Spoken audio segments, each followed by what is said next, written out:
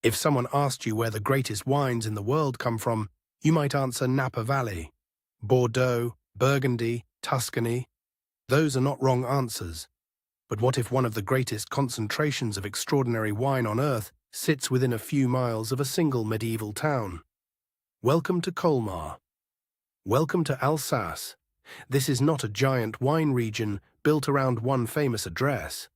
It is a tight, almost impossible landscape.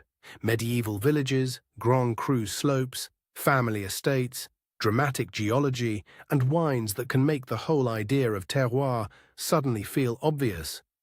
Colmar sits near the heart of Alsace wine country. The region is French today, but its identity was shaped by centuries of French and German influence. That could have produced confusion.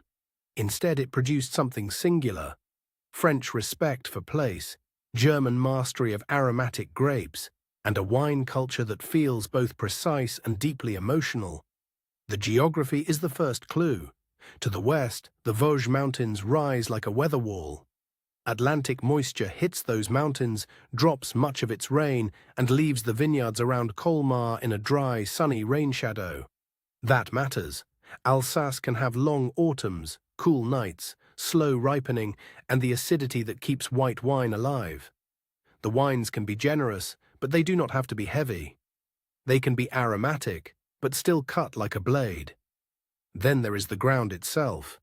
Within a very small area, Alsace moves through granite, limestone, sandstone, schist, volcanic rock, marl, clay, and gravel.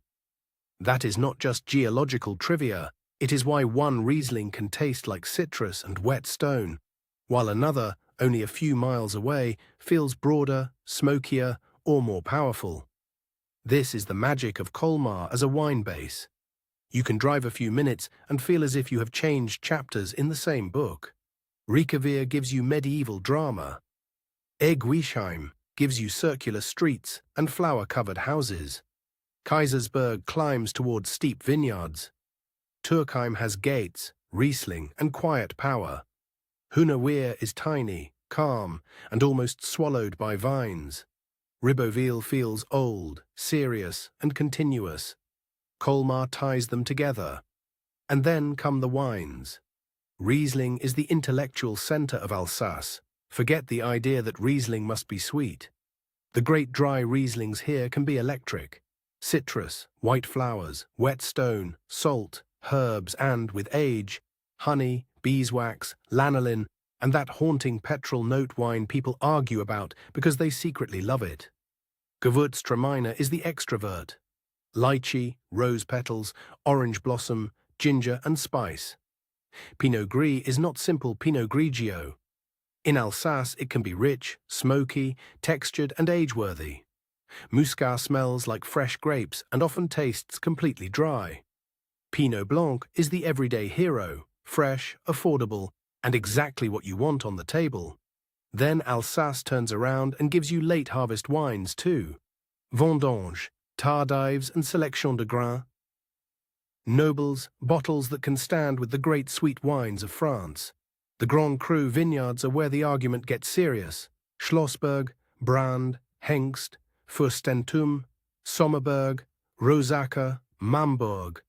These are not just prestigious names, they are places with slope, exposure, elevation, soil, and history.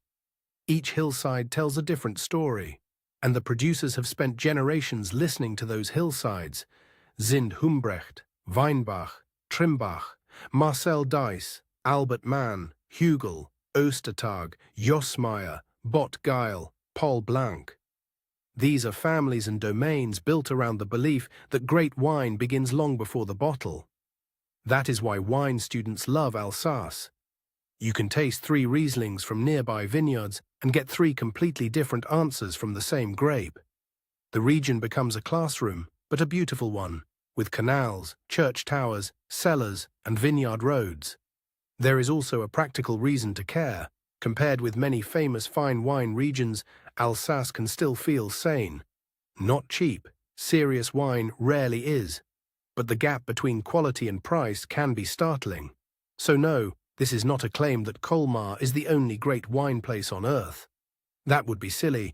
It is a claim that, within a few miles of Colmar, an extraordinary amount of wine greatness is packed into an almost absurdly small space. Maybe greatness is not measured in acres. Maybe it is measured in how much beauty, history, geology, craft, and passion can fit into a single glass. Around Colmar, every road seems to end at another vineyard. Every village has another cellar. Every bottle tells another story. And perhaps nowhere else offers so much greatness in so little space.